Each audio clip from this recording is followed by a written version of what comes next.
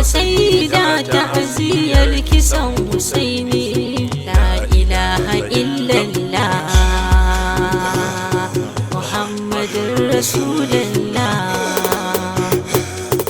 Dalilin wannan fitowa shine musharaka da haɗuwa domin jaji da manzon Allah sallallahu alaihi wa sallam da ahlul baiti baki ɗaya da manyan malamai na duniya da jagora sai zazzaki da sauran al'umma masu rayayyar zuciya domin tausaya ma iyalan gidan annabi sallallahu alaihi wa da cin zarafi da mutunci da aka yi masu a irin wannan lokaci na 10 ga watan al-muharram da ake ce ma ashura.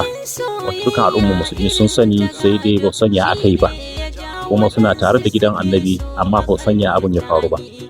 Da Allah ya sa al'ummar musulmi sun waye da abin da ya faru gidan annabi kamar yadda Allah ya haska muka gane, to da ina da filin da ba ya dauke mu.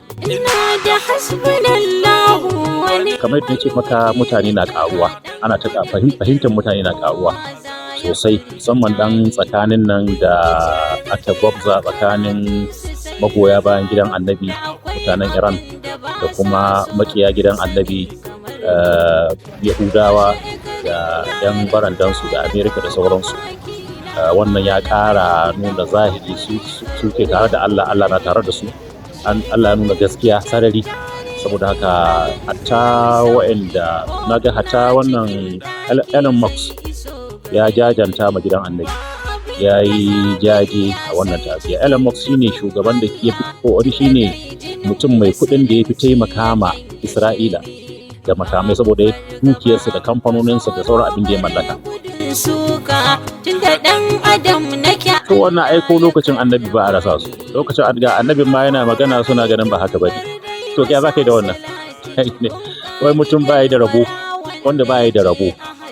Lokacin annabi akwai marasa rabo. Sun ga annabi, sun rayu tare da shi, gabansu ma ya taso ya girma, ya isar da sakonsa, kuma komai ya kammala. Suka ga yadda aka ga karfin kafirci har ya koma ga Allah, su suna nan akan bakansu. To ya zaka da irin wayannan? Kuma mutane ne, kuma ko ina akwai irin su, zukata ne. Wanda ke da rabo shi ke rabauta, wanda baya da rabo kuma shi kenan. Al'ummar musulmi ya kamata su haɗa kawo kansu, ba a hana bambancin fahimta ba. Kai kana da fahimta iri kaza, wancan na da fahimta iri kaza, kowa da irin fahimtansa.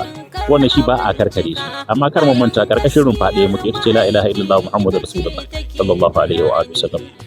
Bai kamata mu manta da wannan sunan da shi Allah dai kansa ya ambace mu, huwa sammakum muslimina. Allah shi ya ambace ku musulmi tun tashin farko.